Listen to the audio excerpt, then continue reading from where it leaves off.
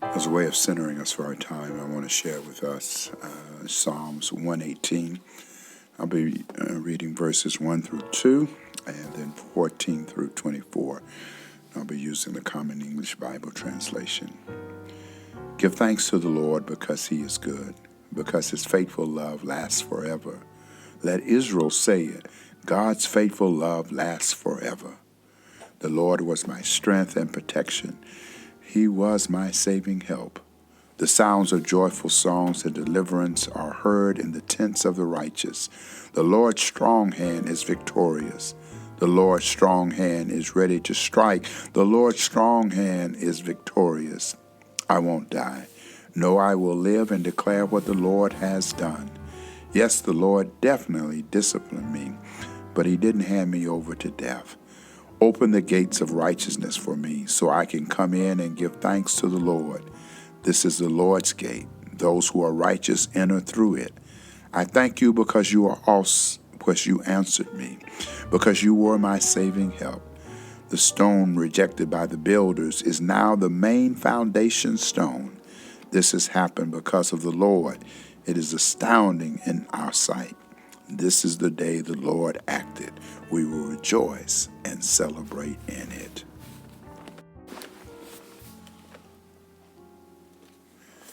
I want to welcome you to Hobson UMC on YouTube. I am VH Sonny Dixon. I am the pastor here at Hobson, and I am in for my weekly conversation with my son, Trey. It is a time that we have set aside for me to kind of end up focusing, help me to get focused on where I might go for the message on Sunday.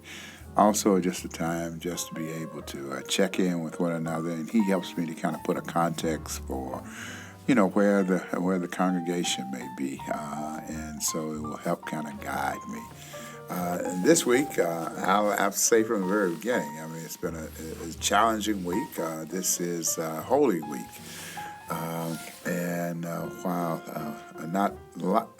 While we haven't had a lot going on at the church, certainly it's been a lot that I've been processing this week, and so we'll just kind of see how it goes.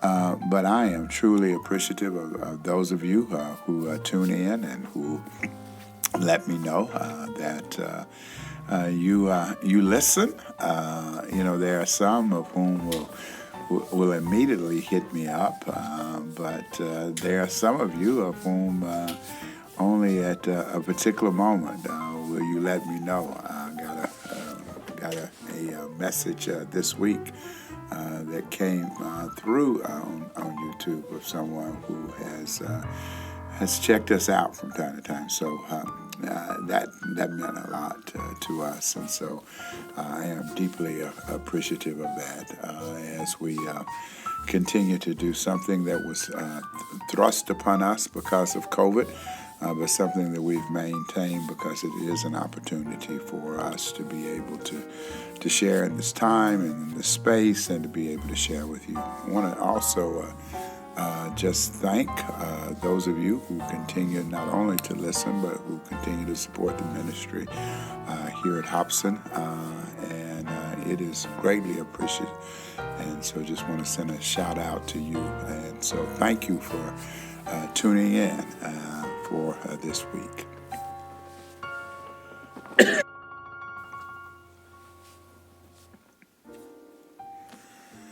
One of the things that is very important to us at Hobson, and regardless of whether it's during our time of worship, whenever we gather for small groups, for study, for just kind of hanging out, is that we like to spend some time sharing with one another those things that are upon our hearts, that give us a sense of celebration, and those things of which give us some concern.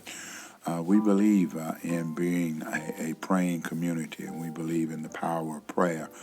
And it is prayer that keeps us connected not only to God but to one another as we lift up and we share with one another those things of which we know that we need a community to be surrounded by us. We believe that when we offer up prayers, it's not just turning it over to God, but we're also saying to God, use us in whatever ways that God, can use us to be an answer to the prayer to someone else. And when we celebrate, it is for us an opportunity just to celebrate with one another and to give thanks.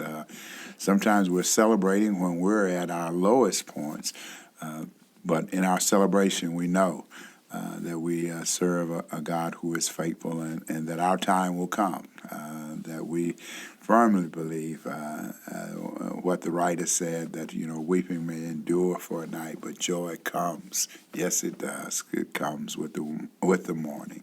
An important part of what we celebrate is birthdays, and we like to share them and on a Sunday morning, those of whom are part of the congregation and friends and family of those who are attending, and it becomes an important time for us when we get to sing Happy Birthday. And we don't sing any other song. That's a song that we get to sing, and we don't butcher it up too bad. This week, have a very, all of the birthdays are important, but this is a very special one. And want to celebrate Carissa Day's birthday is this week. A voice on the radio, Crystal Joy, Linda McFadden Ketchen, Skip Armstead, a longtime friend, Arnetta Osborne, Deborah Cole, a young man down in Texas whose wife is running for DA, Chase McTorry, Kathy Chambers, Joel Dobbins, Reverend Kathy Goodwin, Kathy again Hunt's birthday this week.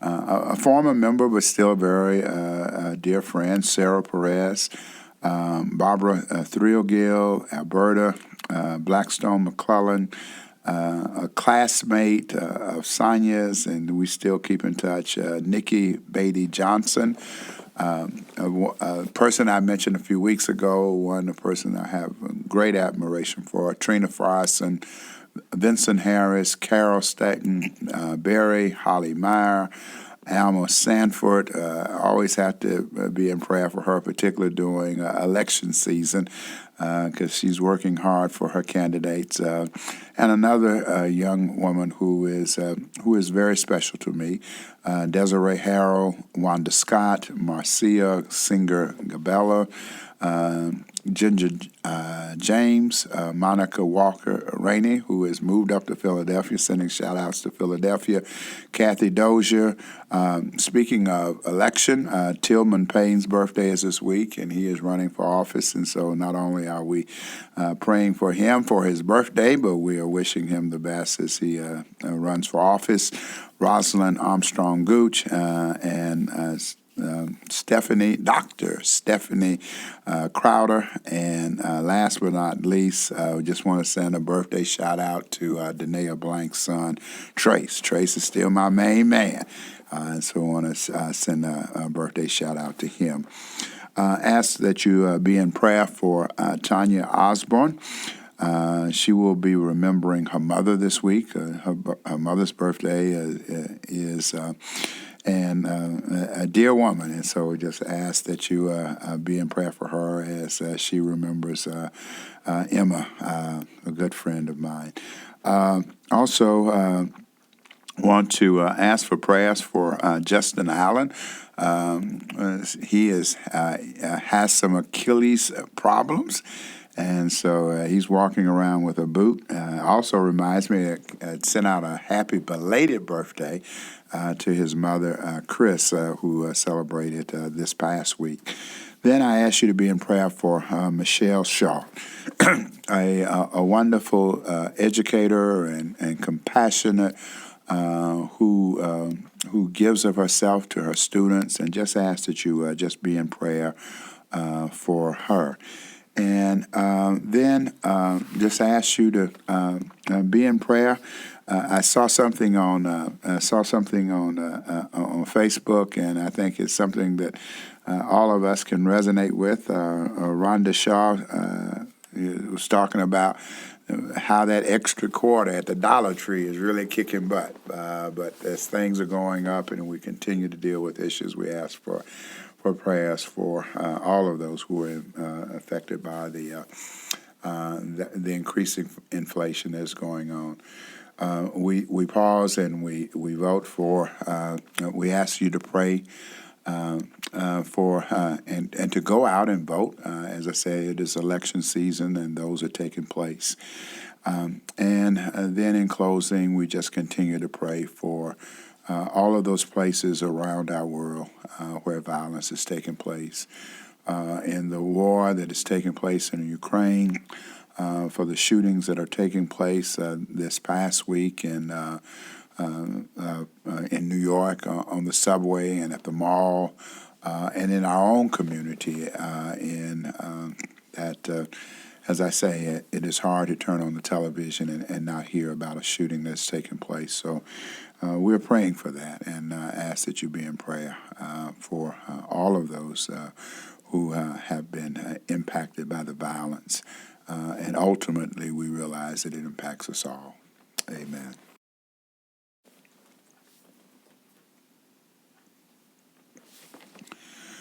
The reading I have selected for this week, which is Easter, Resurrection Sunday, is from the Gospel of Luke, the 24th chapter.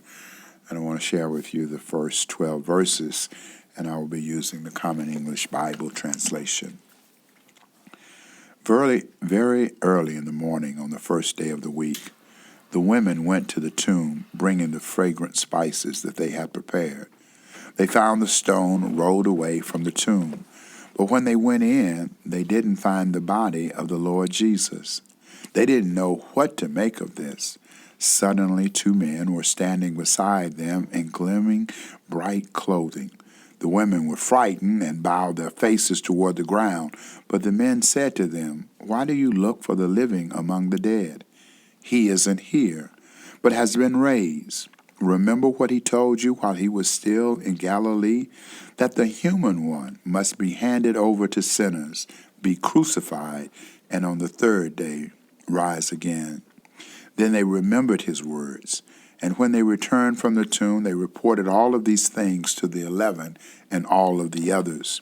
It was Mary Magdalene, Joanna, Mary the mother of James, and the other women with them who told these things to the apostles.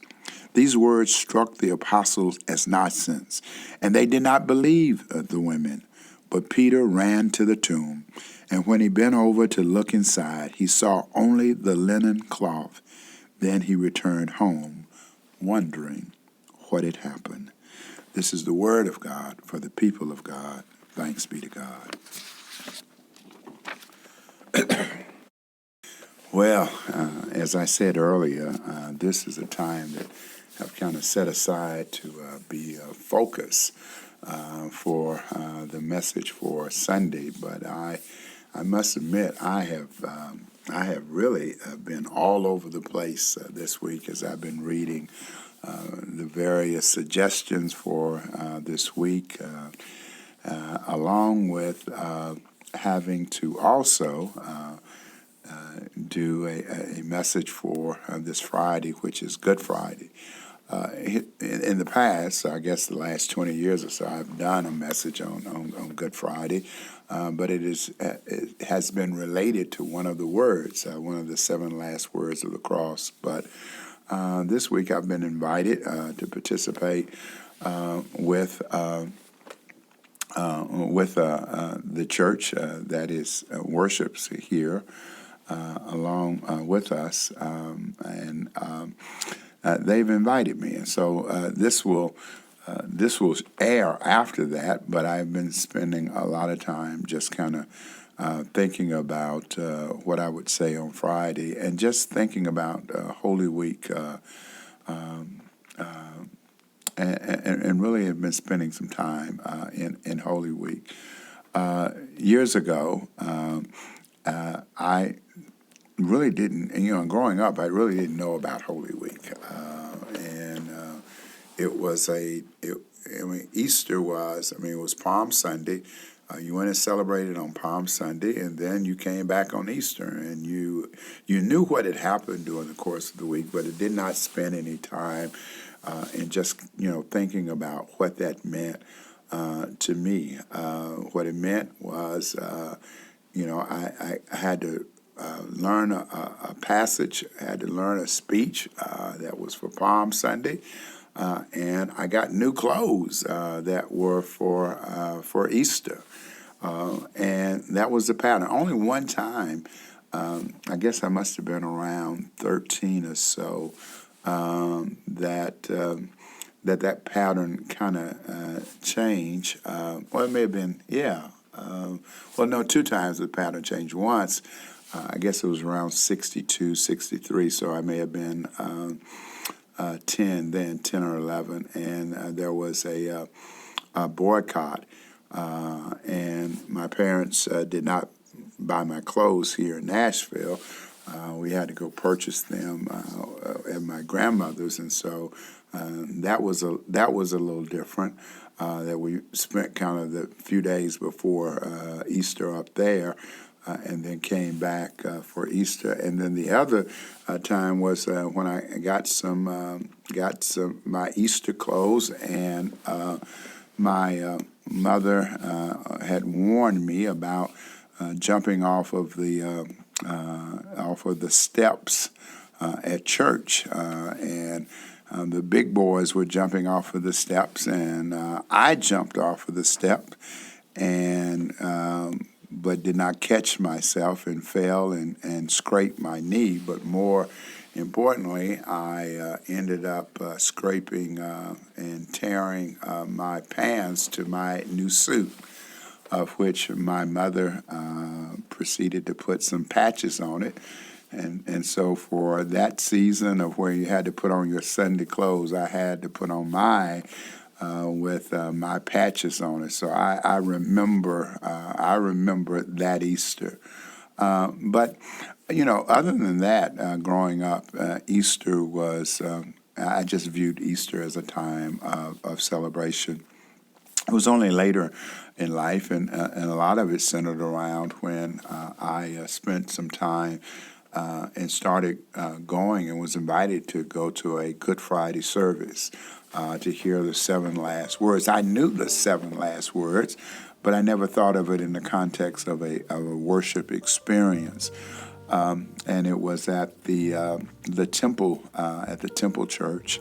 And Bishop Michael Graves invited people in. He wasn't Bishop Graves then, but ultimately became Bishop Graves. Would invite various preachers within the community and have them and their choirs come in and to sing. And it was a very it was an emotional service as we listened to preachers share about those words and their interpretation of those words with us. As it ended up being, though, a lot of people began to copy, and there were some of whom were not invited, began to have their own services, and those Good Friday services began to pop up like dandelions in the springtime. Everybody was having one, and they were doing it all kinds of days, and people were going around kind of listening. And it got to end up being more of a preaching contest than an invitation for us to be able to sit and to think about what happened on that Friday. It was during that time that I didn't want us to get trapped up to that, and we at Hobson would spend the week in various activities. There were, and remembering, I always went to IMF and went to talk to other civic leaders on the Wednesday, remembering that it was on a Wednesday that I believe that Judas went and ultimately sealed the deal for the betrayal of Jesus. We would have on Thursday, a Maundy Thursday service, where we would come to the congregation and to washing of the feet. On my timeline this week, I remember there was one that came up from years ago. Aubrey was a couple of years old, and she was fascinated by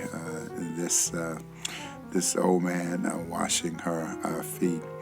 And then, of course, we would do the Friday night, and then always then valued the silence that we would try to encourage people to go through on the Saturday. It just being a day of where we just kind of thought about what it was and what it meant for them and for us to be in that point of limbo. It's just kind of, they came, the women went, prepared the spices for his body, and discovered then that he was not there, and then go back, and as the story says, it tells the 11, and it only shares of one person, of Peter, who ran, saw what had happened, and then left and came back. I probably, will go with that in particular as I think about, a lot of the things that are going on in our world today. We think of Easter as being a time of celebration. But those of whom encountered Easter and encountered it from the first day, they encountered it at a place of darkness, and they had, even in leaving and hearing the news that the tomb was empty and seeing for themselves that it was empty, they still had a lot of doubt. They still had a lot of questions about what does this mean to them, and I believe that in all of their cases, they had to do some deep examining of themselves and asking of questions of themselves before, maybe because we know that there were those of whom were going to say that, that his body had been stolen, that he did not, that he ultimately, did not, was not resurrected, or what, all of those things that are going on. But just the whole, just the uncertainty and the doubt and just having to process, what had happened, and how do they move forward, and all of the questions about, how he would respond to them, in particular to those of the disciples of whom we hear about and who were not there and who were not present during the activities of where his life were taken. And I think that in this day and time for us, that while we know the story, and we know, the story of resurrection, and for us, I mean, if there is no resurrection, there is no reason for us to be here on a Sunday. There's no reason for us to call ourselves disciples. There's no reason for us, call ourselves followers of Jesus Christ. That it only matters if the resurrection did occur. Other than that, I mean, he was just a great teacher, and there have been many great teachers in the world. But the resurrection sets his story apart. But while it sets his story apart, I think that there is an invitation for us to always to analyze what that means for us. When we look back and we analyze the events and we analyze what's going on with us, where do we stand and where do we believe that the one who came to save us and also to bring about new life and new beginnings, what does that mean for us in this time? So I'm still coming to that. I'm kind of working through that. Ask that you be in prayer. If you listen to this on Saturday, be in prayer as I begin to kind of bring it through. But I don't want us to be this Easter just to be so running through to the celebration of getting to the place where we're modeling our clothes and we're looking for the places that we're going to go eat, and as if somehow the events that happened that week and that weekend, and the fact that those who went, what it meant to them and what does it mean to us when we ourselves have that encounter with the one of whom we know has risen, has been risen from the dead. So be in prayer for me, because that's where I'm going. That's where I'm thinking. I haven't gotten there yet. But hopefully I'll be there by Sunday. Amen.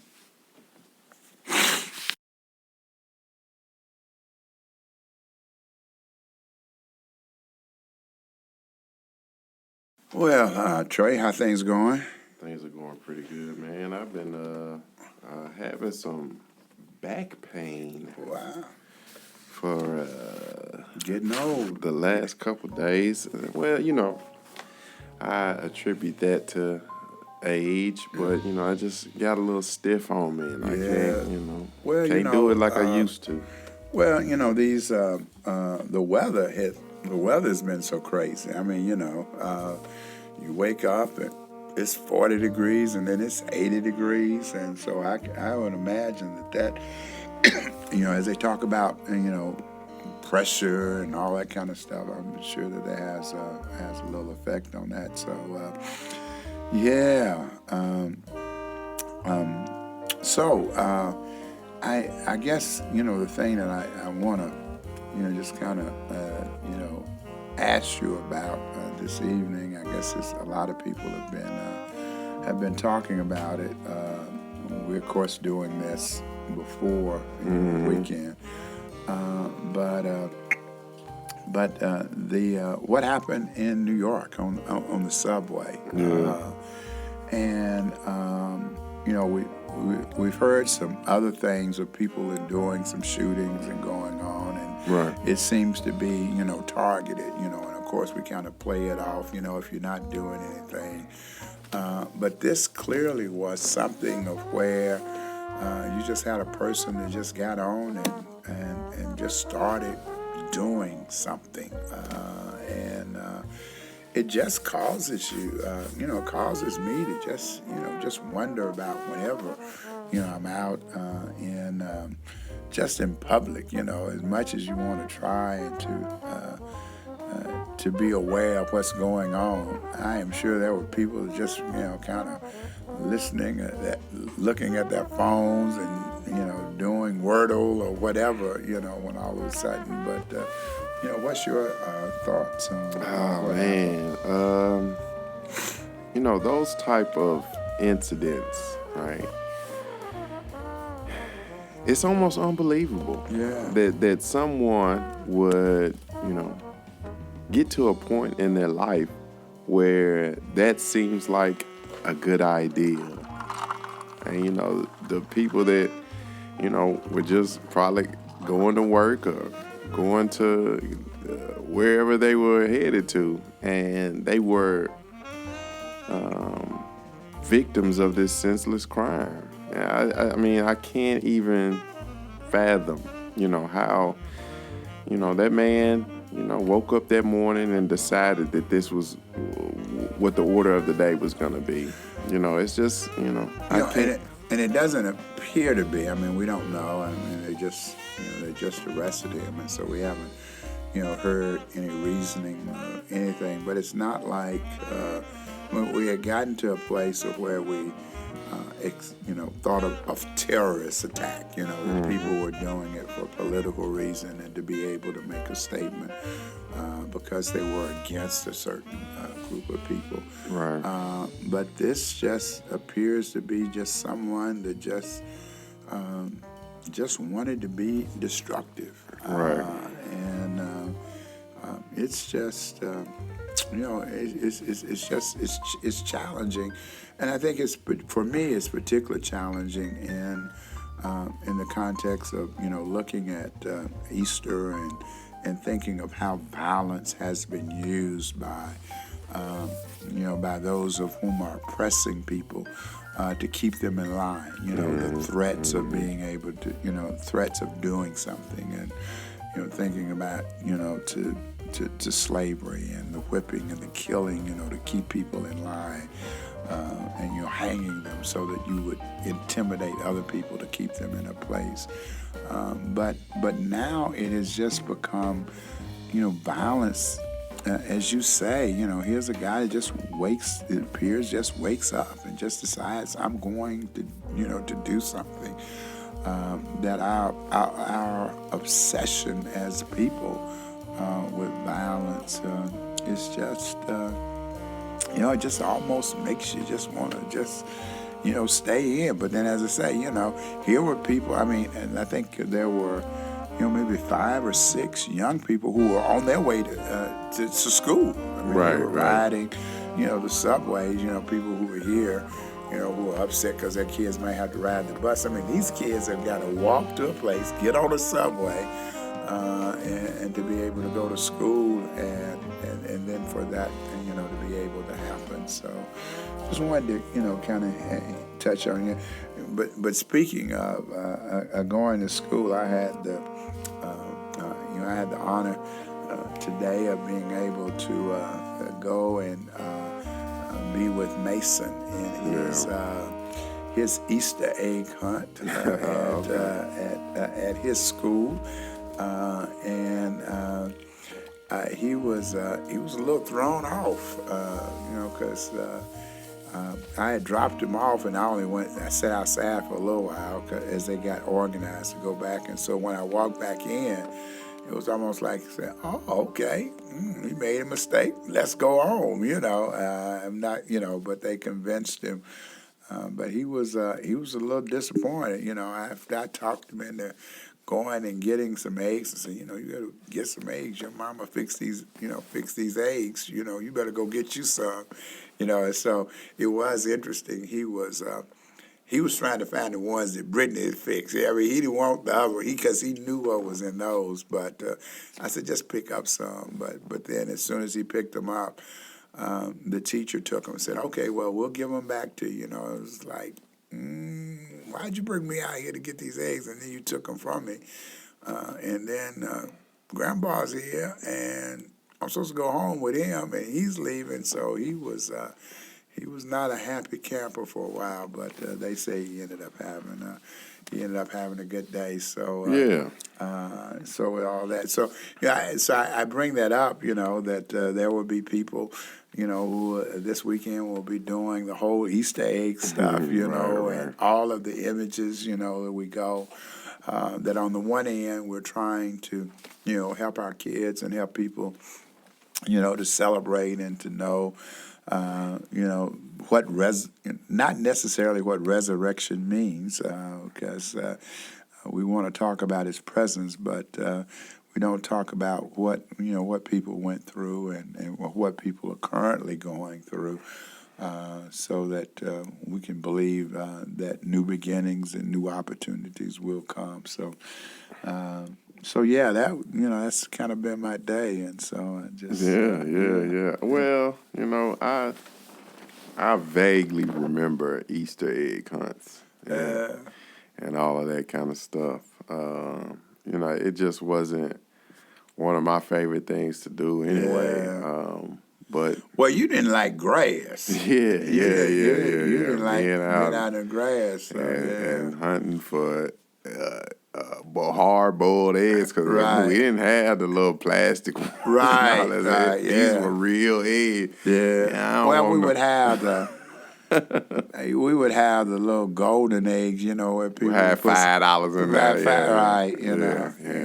And go look for it. So that was always, that was a challenge. We would, I think, the only, we used to have we had that little group, and the only person I think that really got into that was probably Steve and Gwen, I could see them doing something like that. But most of the time at church, it was kind of like, let's go hide them. Let's hide them, where they can't find them, I remember when we were back over at Hobson and shoot, the next year we were still finding eggs. There were, where people had put them, I'm like, we got kids out there, and we got eggs hid in the trees. Where you gotta be 6 foot tall to be able to see them. Right, So, right, yeah. right.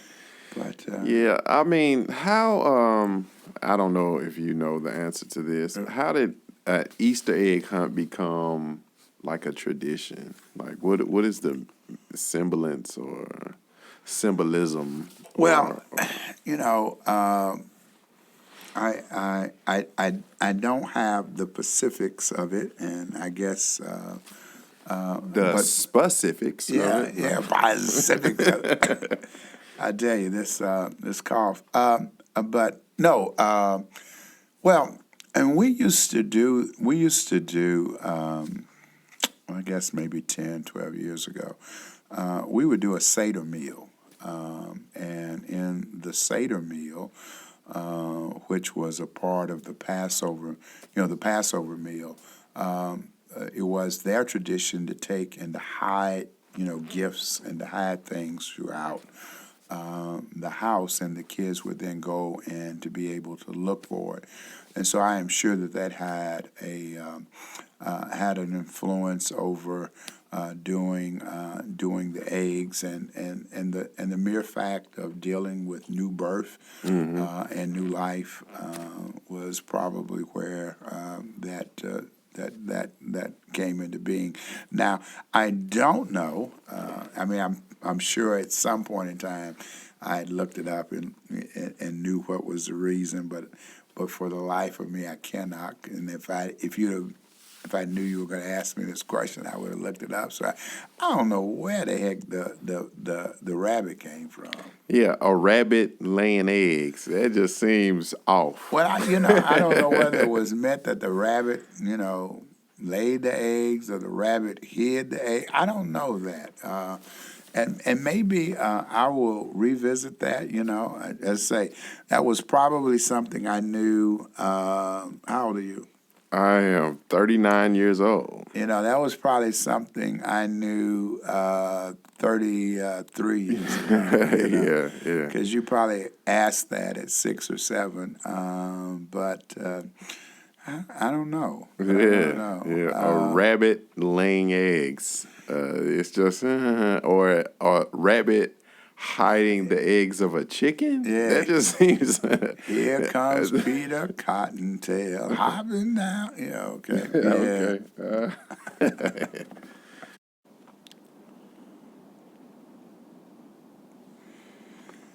I want to thank you for tuning in. And before I leave, I just want to read this little statement for Trey. Even if you don't celebrate Easter, chances are you're familiar with the modern day tradition, chocolate bunnies, loudly pointing out its pagan origins, microwaving peeps to watch them puff up, or other things such as egg hunts. Scrambling through the grave for brightly colored hard-boiled eggs is one of the most recognizable Easter traditions out there. But why do we have Easter egg hunt? It probably won't come as a surprise to hear that, like many of the holiday's best-known custom, the Easter egg hunt dates back thousands of years. Although most of us know it as a Christian holiday, Easter is believed to have its roots in paganism. So they were the one that came out with this whole thing about some goddess, whoever had bunnies running around laying eggs and stuff. So we just incorporated, I mean, why not have Easter Bunny? I mean, we got Santa Claus coming at Christmas time, so anyway. So, anything for us to have a party. But anyway, I want to thank you all for tuning in, and it is my prayer for you that as we go through this this Easter and this time of where we are and where we are thinking about of what Jesus did for us. That for many, we know it is a difficult and dark time. But we are praying for you and praying that you will see new life and new beginnings that are on the other side, and that the clarity that you will need in your life will come, and that we will all be Easter people and know the power of the resurrection. Amen.